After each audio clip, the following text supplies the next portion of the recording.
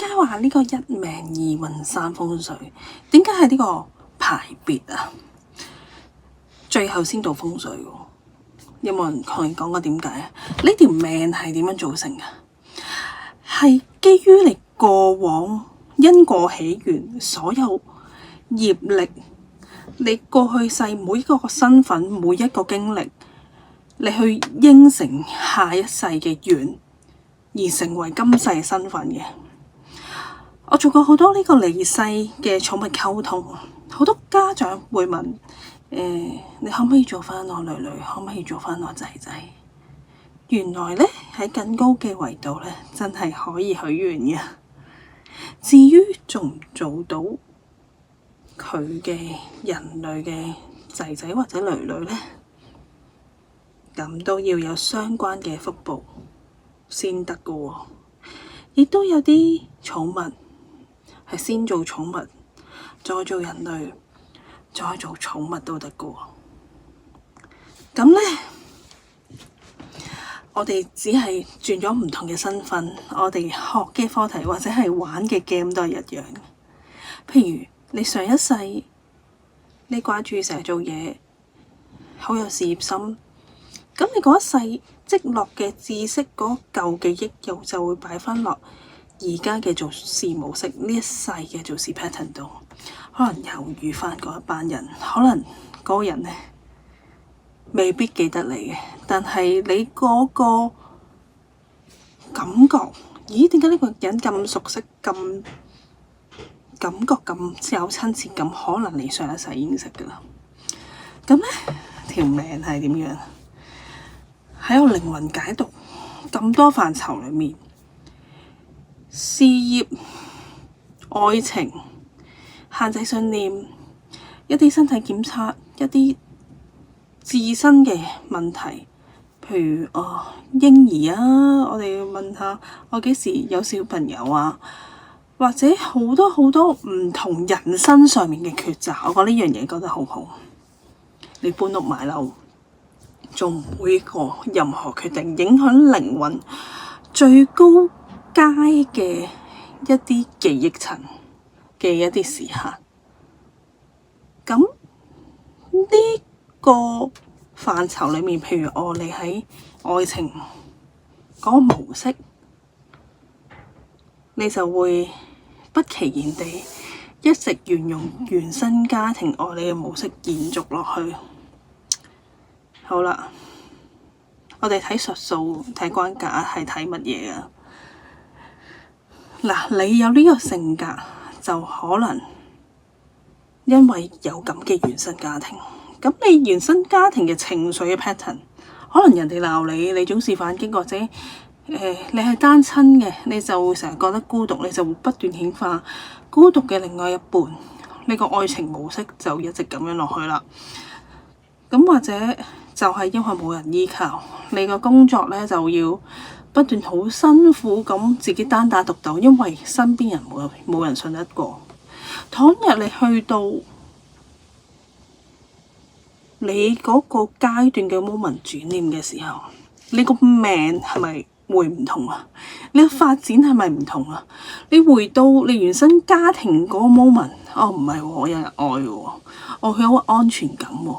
你再顯化翻係咪一個冇安全感嘅伴侶啊？嗱，你哋諗一諗，係啦，喺我靈魂解讀咁多範疇，你嘅金錢信念，你嘅所有信念嘅組成，你變咗佢，改變咗佢，你條命就改變啦。運係乜嘢啊？你見好多術數就係嗱，突然間你去到個大運，突然間可能嗰個天氣陰陰濕濕，你又特別冇安全感嘅，我可能嗰 moment 就容易令到你神志不清，容易做錯決定。喂，倘若你明知陰陰濕濕嘅天氣會令到你唔舒服，我提前防禦得唔得啊？嗱，就講到我運勢方面啊，譬如你購買我嘅高維能量水晶，去保住穩住你嘅能量，喺呢個 moment 穩住你嘅能量，你嘅能量唔去爆發，唔遇到呢個天氣，你會情緒不穩，你會好鎮定咁做決定，咁你個運係咪保得住啊？或者你行到大運，嗰期係好運嘅，可能你嗰個頭腦特別清晰嘅喎，咁你嘅做決定係咪特別好啊？咁係咪更加容易成事啊？去到第三嘅講風水啊嘛，嗱，基於你過往一啲做決定嘅 pattern， 我覺得我自己值得擁有，先去揀一個好嘅風水去滋養自己。倘若我覺得自己唔值得被愛，覺得唔值得擁有一個好環境去滋養我嘅時候，我個起心動念係咪揀唔到一個好嘅風水？嗱，風水係啲乜嘢呢？你圍繞住嘅環境，你嘅人事物，令到你心曠神怡。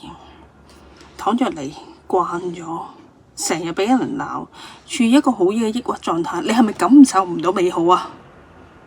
所以最後一步真係睇風水啊，係你值得擁有嗰美好，你先顯化到一個好嘅風水。That's why 睇風水係要睇個靈魂夾唔夾噶，唔係睇我坐向，唔係睇個巒頭，唔係個個啱嘅。你覺得呢個環境啱，我覺得唔舒服喎。我覺得呢個環境好靜，呢個環境哇好嘈喎，我覺得好干擾。人人唔同，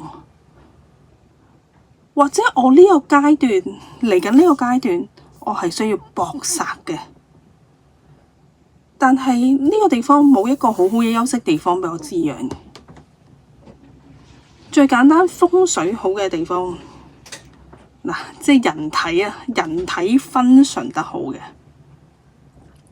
嗱，一個地域就代表人嘅五臟六腑。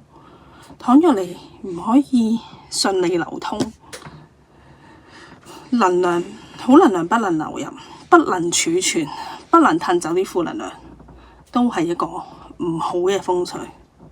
我講住咁多先，太長啦呢個，下次再見。